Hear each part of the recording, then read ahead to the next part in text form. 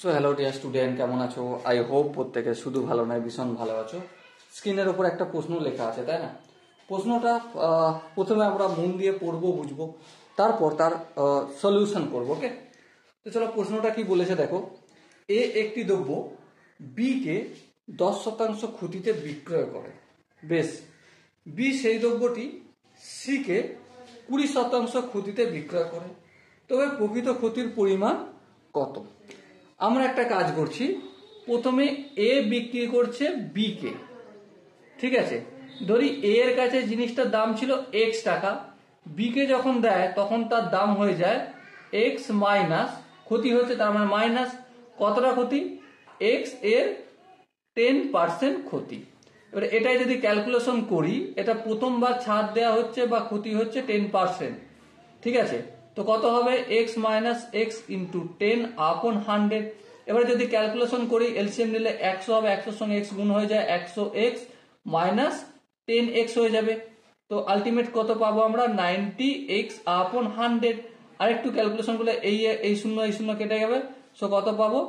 9 x আপন 10। তাহলে এর কাছ থেকে বি এর কাছে যখন মালটা পৌঁছালো তখন বি কত টাকায় কিনলো? 9x আপন 10। আবার বি এর কাছ থেকে যখন সি এর কাছে পৌঁছাচ্ছে, বি এর কাছে দাম কত? বি এর ক্রয় মূল্য হচ্ছে 9x আপন 10, আর এখানে সি এর কাছে পৌঁছাচ্ছে, তখন ছাড় কতটা দিচ্ছে? দেখো দেখো কোশ্চেনে লেখা আছে 20% ছাড় দিয়েছে, এই 20% ছাড়। তাহলে সি কত টাকায় কিনছে? অবভিয়াসলি প্রথমে 9x আপন 10 ছিল, তা থেকে মাইনাস করব। কতটা মাইনাস? 9x আপন 10 এর 20%। এবার দেখো ক্যালকুলেশন করবো, আর তো কোনো কাজ নেই, ফটাফট করে 9x আপন 20 মাইনাস 9x আপন 10 ইন্টু 20/100, ঠিক আছে? এই শূন্য কেটে গেল। সো কি থাকলো? 9x আপন 10 মাইনাস 9 দুগুণে 18x আপন 100। 10 আর 100 এলসিএম নিলে অবভিয়াসলি 100 হবে।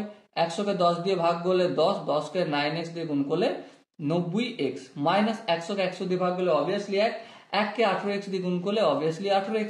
আরেকটু যদি ক্যালকুলেশন করি, 90x থেকে 18x যদি বিয়োগ করি কত হয়? 8 ক 10 2 দিতে, হাতে থাকে 1 আর 1 2, 2 ক 9 7, 72x আপন 100। এবার দেখো আরেকটু যদি কাটাকাটি আমরা করে নিতে পারি, 4 দিয়ে যদি কাটি, 4 1 কে 4, হ্যাঁ 4 1 কে 4, 4 8 32, 4 18 72, আর এটা 4 25 100। তাহলে এটা দাঁড়িয়ে গেল সি এর কাছে। সি পেল কত টাকায়? সি পেল আমাদের 18x আপন 25 টাকায়, 18x আপন 25 টাকায়। এবারে অ্যাকচুয়ালি টোটাল কতটা ছাড় দেওয়া হয়েছে? টোটাল ডিসকাউন্ট জিনিসটা ছিল আমার x টাকায়, অন্তিম পর্যায়ে পৌঁছালো কত টাকায়? 18x আপন 25 টাকায়। তাহলে এই দুটোর মধ্যে যদি একটু বিয়োগ করি, টোটাল ছাড়টা পেয়ে যাবো। হ্যাঁ, তাহলে এলসিএম নিলে 25 হবে, 25 কে x দিয়ে গুণ করলে 25x মাইনাস 25 কে 25 দিয়ে ভাগ করলে 1, 18 কে 1 দিয়ে গুণ করলে 18x হবে।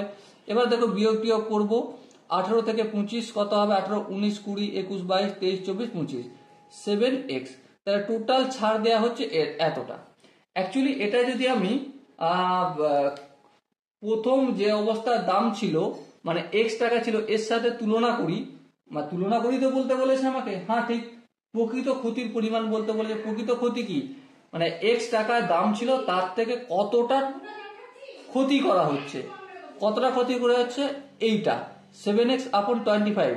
এবারে এটাকে যদি আমি তুলনামূলক ভাবে দেখাই, ভগ্নাংশে দেখাই, তাহলে কি হবে? যার সাথে তুলনা করা হচ্ছে সেটা নিচে, আর যাকে তুলনা করা হচ্ছে সেটা লবে লিখবো। কার সাথে? এক্স এর সাথে তুলনা করা হচ্ছে, এটা ভগ্নাংশে কনভার্ট করা হলো ডিসকাউন্টটা 7x আপন 25, আর এই হচ্ছে ডিভাইডের চিহ্ন, এটা মাল্টিপল চিহ্ন করলাম, এটা এক্স আছে, এটা আমি 1/x করলাম, এই এক্স কেটে গেল, 7 আপন 25। এবার ছোট্ট করে একটা কাজ করব, এর সাথে কিছু নেই মানে এক গুণ ছিল, যে কোনো সংখ্যার সাথে এক সবসময় গুণ থাকে, আর এক গুণ থাকার মানে হচ্ছে 100 আপন 100।